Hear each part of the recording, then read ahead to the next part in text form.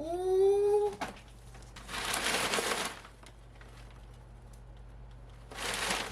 Oh my goodness.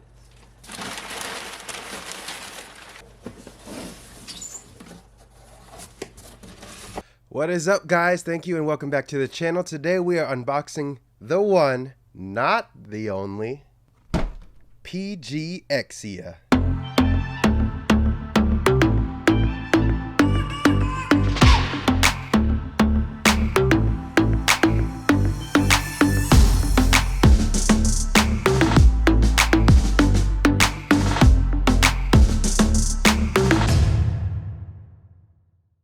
This thing takes up pretty much half of my desk, pretty much the whole entire camera screen.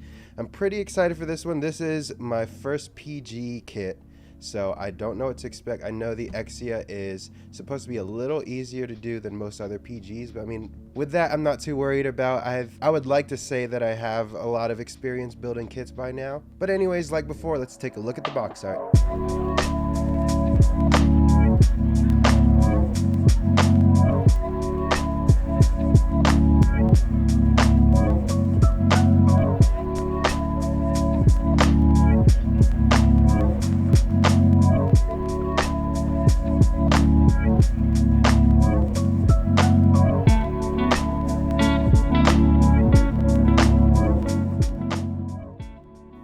And now that we got that out of the way, let's go ahead, open her up and see what's inside. Okay, so I don't know if you can see here, but starting off we have 17,612 runners, pretty much.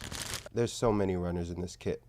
This is probably the equivalent of like 3 master grades in one box, and it's pretty overwhelming. Just looking at the different runners, I can already see so much more detail than any master grade I've built. There's so many different colors, different color injected moldings. Unfortunately, at first glance, I do see some stickers, which, I mean, these ones are just mirror stickers. We'll take a look at those later. But yeah, this is gonna be a lot to look at. So let me bring you guys in closer.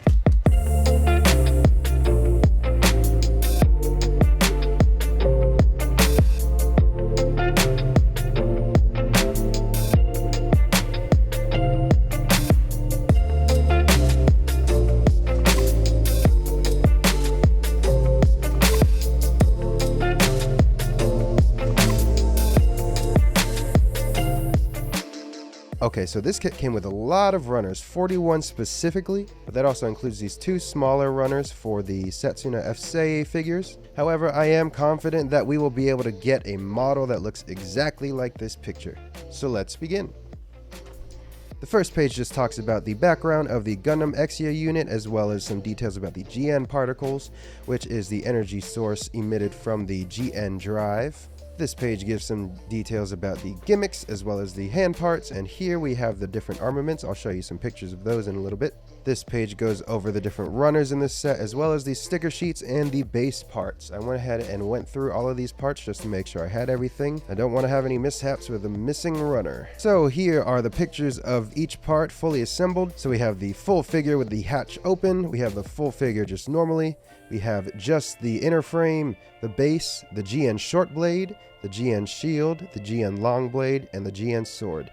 We also have GN beam sabers and GN beam daggers here. There's some instructions on how to cut out the parts as well as do a little cleanup on them. And the first thing it has us building is the base. How exciting. Then after that, of course, we start with the torso unit. Looks like it also includes the waist in this section. And after going through all the instructions, we get to some cool gimmicks about the base. So the base here, as it shows, it has a little arm that actually holds the GN drive. That'll be interesting to see once this kit is fully assembled.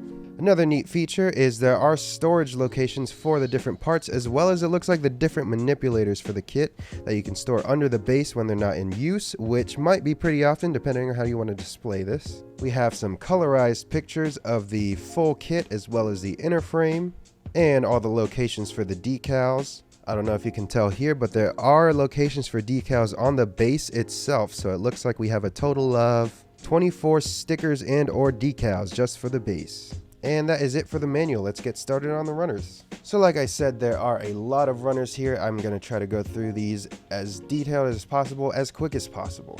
Runner A1 and A2 are going to have the most color parts of the whole kit. Pretty much all the colors are going to be in the first 5 runners. Nothing too crazy out of this kit. We get the typical Gundam red.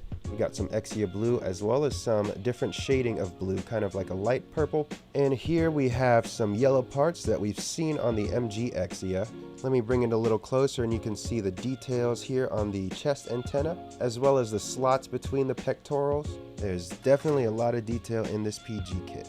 And runner A2 is pretty much the same as A1, except for this section right here.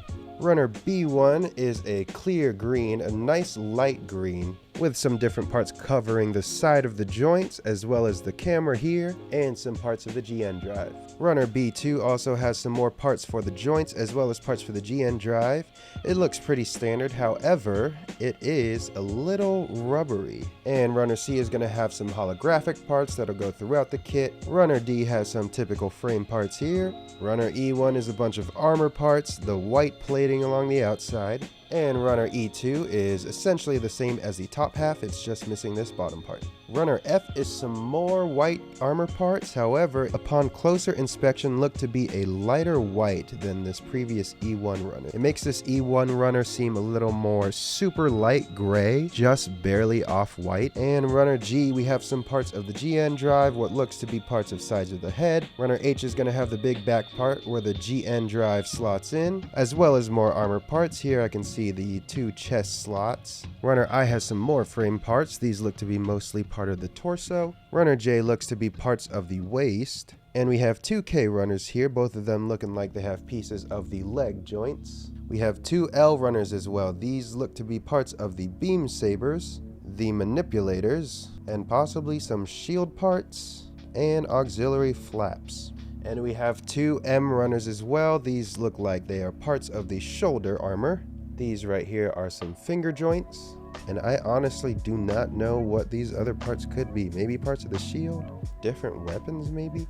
And with Runner N, we have some forearm parts here, as well as some more manipulator parts. These ones look to be like the posing manipulators. We have an outstretched hand here. These ones down here look like they're set up to grip a weapon. We have a posed thumb and fingers grip.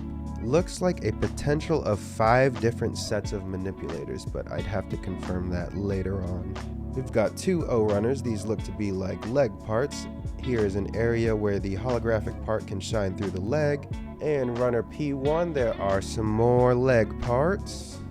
Runner P2 is the same without this bottom section here. Runner Q has some more parts of the frame that I cannot identify. However, we have a little baby piston here. R1 is our beam sabers as well as beam daggers. And the S1 runner is our polycaps. Moving on to the W series runners, we start out with WA, and we have some huge parts for the GN sword, parts for the GN shield. These are just huge detailed pieces of plastic. Let me bring it in so you can see some. There's definitely going to be plenty of places to pan a line on these weapons, and this is just the blade.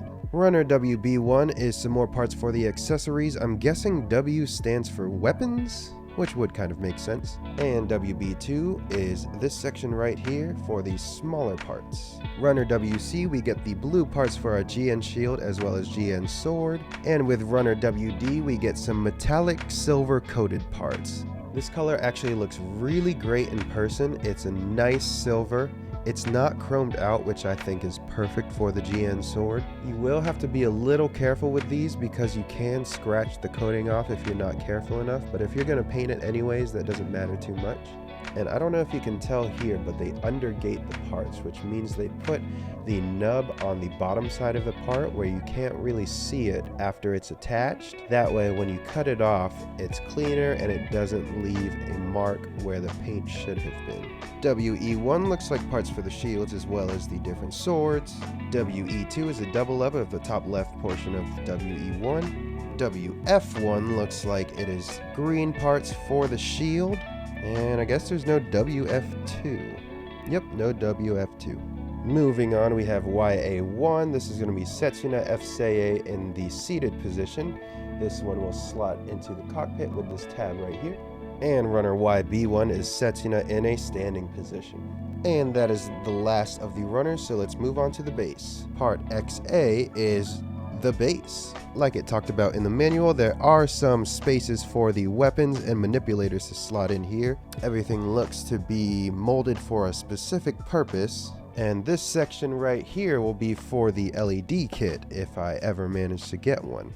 Runner XB has the battery cover plate for the base, as well as some legs. I'm just kidding, these are some more parts of the stand. But look, more pistons. And lastly, we have Runner XC, the final parts for the base, as well as, it looks like, the main holding unit for the GN drive. And for the first sticker sheet, it is pretty much all completely holographic, no design stickers, save for the camera and the eyes, which are green. But the rest of these are just a plain chrome, and you can actually kind of see the camera through them. With these stickers, I might have to pass on depending if they cover up the LEDs, because I do want to eventually get an LED unit for this kit. You also have some stickers for each individual eye right there. And here is the clear back sticker sheet for the kit. Unfortunately, there are no water slides, which is kind of disappointing for a PG. However, I'm sure you could find some third-party water slides somewhere on the internet. If you look carefully at these dark stickers, you can see that they're actually saying words in reverse. This one here says GN001 Celestial Being in reverse. The reason for that is you put it on the part and it's supposed to block out most of the light for the LED unit.